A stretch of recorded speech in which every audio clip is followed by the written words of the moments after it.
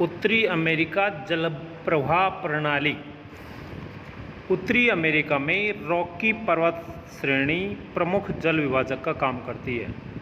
इसके पश्चिम में नदियां प्रशांत महासागर में गिरती हैं और पूर्व में या तो आर्कटिक महासागर में या अटलांटिक महासागर में। आर्कटिक महासागर उत्तर की ओर, इसी का छोटा भाग हडसन की खाड़ी। अटलांटिक महासागर पूर्व की ओर और इसका एक भाग मैक्सिको की खाड़ी जो दक्षिण पूर्व में स्थित है। उत्तर की ओर बहने वाली कुछ नदियां कैनेडियन शील्ड के दक्षिणी उच्च भाग से निकलती हैं, अतः कैनेडियन शील्ड भी एक जल विभाजक है। इसके दक्षिण की ओर के क्षेत्र का जल मैक्सिको की खाड़ी की ओर प्रवाहित होता है। पूर्व में अपलेशियन पर्वत स्थानीय जल विभाजक का काम करता है। सेंट लॉरेंस नदी अपलेशियन पर्वत और कैनेडियन शील्ड की सीमा पर बहते हुई अटलांटिक महासागर में गिरती है, जिसके परिणाम स्वरूप महान झीलों के निकटवर्ती क्षेत्र का जल सेंट लॉरेंस से होकर अटलांटिक महासागर में गिरता है। अपलेशियन के पूर्व का जल छोटी छोटी नदियों द्वारा अटलांटिक महासागर में प्रवाहित होता है, जबकि पश्चिम का जल अपेक्षाकृत बड़ी नदियों द्वारा मैक्सिको की खाड़ी में पहुंच जाता है। रॉकी पर्वतीय प्रदेश में एक ऐसा क्षेत्र है जहां से जल किसी खुले सागर में नहीं पहुंच पाता, बल्कि अंतःस्थलीय नदी प्रदेश में ही जमा होकर रह जाता है। यहाँ खारी झीलें पाई जाती हैं, जैसे ग्रेट साल्ट लेक। यह ग्रेट बेसिन के नाम से भी प्रसिद्ध है। इस प्रकार उत्तर अमेरिका के अपवाह या जल प्रवाह को 4 स्पष्ट भौतिक विभागों में बांटा जा सकता है। पहला है प्रशांत नदी प्रणाली या अपवाह तंत्र। दूसरा है आर्कटिक नदी प्रवाह प्रणाली या अपवाह तंत्र। तीसरा है अटलांटिक नदी प्रवाह तंत्र।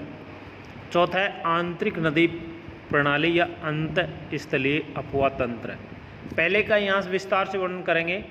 प्रशांत नदी प्रणाली प्रशांत महासागर के समानांतर पश्चिमी कार्डेलेरा या रॉकी पर्वतीय प्रदेश है, जिससे अनेक नदियां निकलकर दोनों ओर पश्चिम तथा पूर्व की ओर बहती हैं। पश्चिम की ओर निकलने वाली नदियों में ये प्रमुख नदियां हैं। यूकन नदी पहला, ये यूकन पठार से निकलकर सबसे उत्तरी अलास्का में बहती हुई बेरिंग सागर में गिरती है। इस नदी की लंबाई 2880 किलोमीटर है।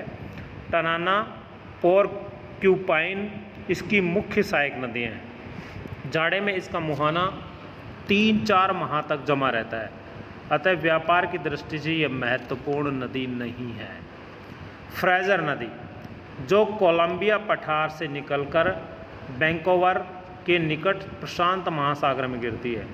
टॉमसन और निकोना इसकी मुख्य सहायक नदियाँ हैं। कोलंबिया नदी जो सेलकर्क पर्वत से निकलकर कनाडा तथा संयुक्त राज्य देशों में 1935 किलोमीटर बहकर पोर्टलैंड नगर के निकट प्रशांत महासागर में गिरती है।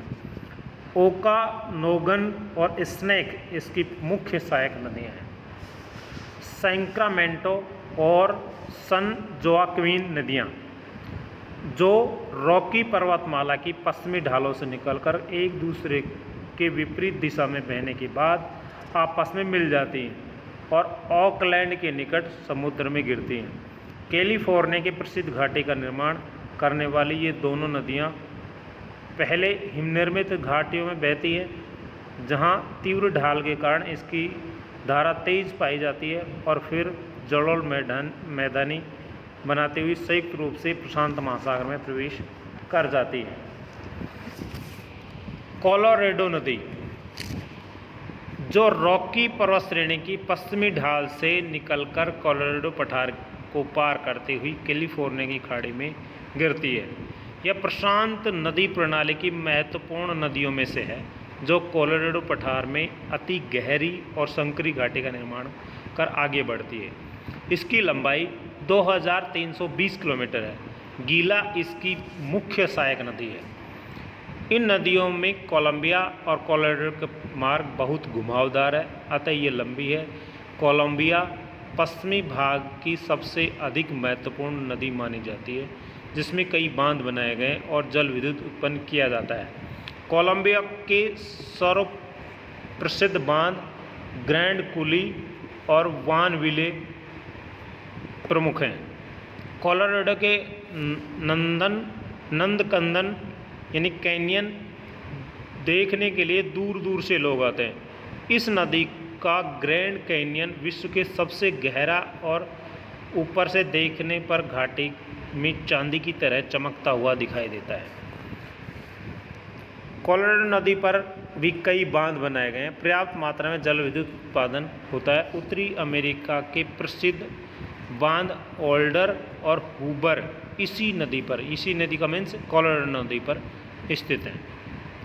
आर्कटिक नदी प्रणाली। आर्कटिक महासागर की ओर प्रवाहित होने वाली नदियों को दो भागों में बांटा जा सकता है। एक वे जो सीधे आर्कटिक महासागर में गिरती हैं जैसे मैकेंजी, दूसरे वे जो आर्कटिक महासागर के आगे हडसन की खाड़ी में गिरती हैं जैसे नैल्सन।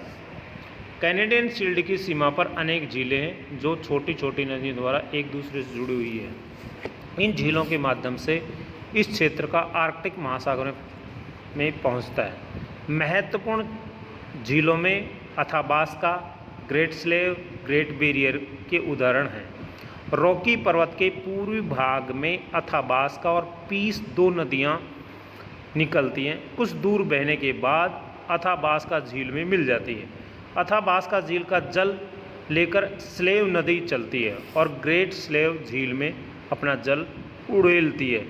अब ग्रेट स्लेव झील से मैकेंजी नदी निकलकर आगे बढ़ती है। सहायक नदियों के रूप में उसे पहले रॉकी से निकलने वाली लियोर्ड नदी मिलती है और तब ग्रेट बैरियर झील से आने वाली ग्रेट बैरियर नदी भी मिलती है। ग्रेट स्लेव नदी का जल लेकर एक छोटी नदी ग्रेट बैरियर नदी में समा जाती है और इस झील का जल लेकर ग्रेट बैरियर नदी मैकेंजी में गिराती है। इस प्रकार मैकेंजी पर्याप्त जल लेकर आगे बहती है और आर्कटिक महासागर में पहुंचकर आत्मसात हो जाती है, यानी कि वहाँ पे जाकर गिरती है। मैकेंजी इस क्षेत्र की सबसे बड़ी नदी है जिसकी लंबाई 4317 किलोमीटर है। मैकेंजी तथा अन्य छोटी नदियाँ जाड़े में जम जाती है और गर्मी पड़ने पर जब पिघलती हैं तो आसपास की भूमि को दलदल बना देती हैं। मैकेंजी के अतिरिक्त आर्कटिक महासागर में गिरने वाली कुछ नदियाँ अंडरसन, हार्टन, कॉपर माइन है। कैनेडियन शील्ड की सीमा पर स्थित कुछ झीलों के माध्यम से इस क्षेत्र का जल हडसन की खाड़ी में भी पहुंचाया जाता है। उदाहरण रॉकी पर्वत से निकलने वाली उत्तरी सस्केचुआन और दक्षिणी सस्केचुआन से नदियों का जल विनिपेग झील में पहुंचता है। विनिपेग झील नेल्सन नदी को जन्म देती है और उसका जल लेकर हडसन की खाड़ी में पहुंच जाती है। चर्चिल और सेवन, अल्बेनी, मून्स, ईस्टमेन तथा अन्य नदियां हडसन की खाड़ी में गिरती हैं। जाड़े में ये नदियां भी जम जाती हैं और गर्मियां पड़ने पर जब ये पिघलती हैं तो इनका जल आसपास की भूमि में फैलकर उसे दलदल बना देता है। नदियां इस कारण महत्वपूर्ण नहीं हैं।